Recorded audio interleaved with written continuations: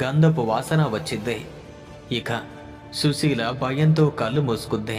అప్పుడే దివ్యమైన స్త్రీ యొక్క కంఠస్వరం వినిపించింది. భయపడకు బిడ్డ, కళ్ళు తెరువు. సుశీల నెమ్మదిగా కళ్ళు తెరిచింది.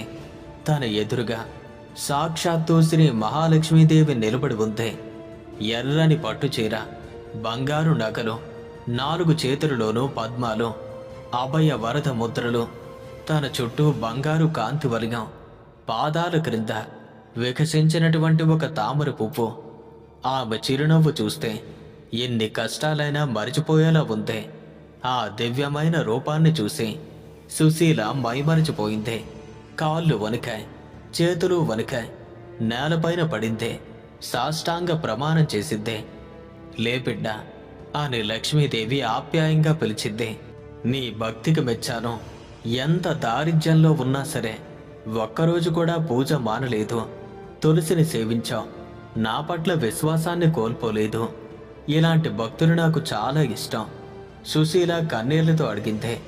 అమ్మా, నేను ఏ పుణ్యం చేశానని నువ్వు నాకు సాక్షాత్కరించావు? నేను అర్హురాలని కాను తల్లి.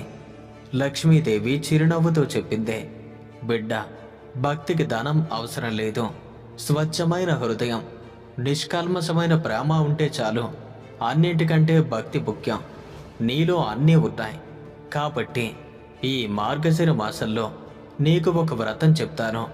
దీన్ని నిష్ఠగా చేస్తే నీ దారిద్ర్యం తొలగిపోతుంది, సంపద వస్తుంది, సంతానం కలుగుతుంది, నీ ఇల్లు సకల శుభాలతో నిండుతుంది. వినుబిడ్డ అని లక్ష్మీదేవి ఇలా చెప్పింది. ఈ మార్గశిర లక్ష్మీ వ్రతం చాలా సులభమైనది, కానీ భక్తితో చేయాలి.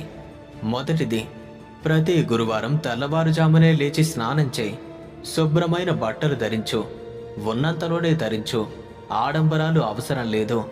రెండవది, తులసి కోట దగ్గర దీపాన్ని వెలిగించు. పసుపు, కుంకుమ, పువ్వులతో పూజించు.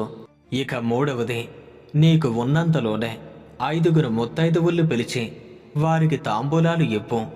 నాలుగవది, ఆ గురువారం రోజున పాలు, పెరుగు, అన్నం వీటిని నైవేద్యంగా పెట్టు. ఉపవాసం ఉండగలిగితే ఉండు, లేకపోతే సాత్వికమైన భోజనాన్ని చెయ్యు.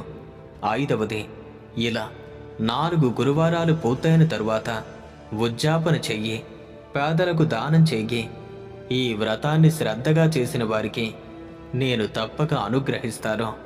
ఇక సుశీల ఆనందంతో అంతే. తల్లి, నీ మాటలు తప్పకుండా శిరస వహిస్తాను అని చెప్పింది.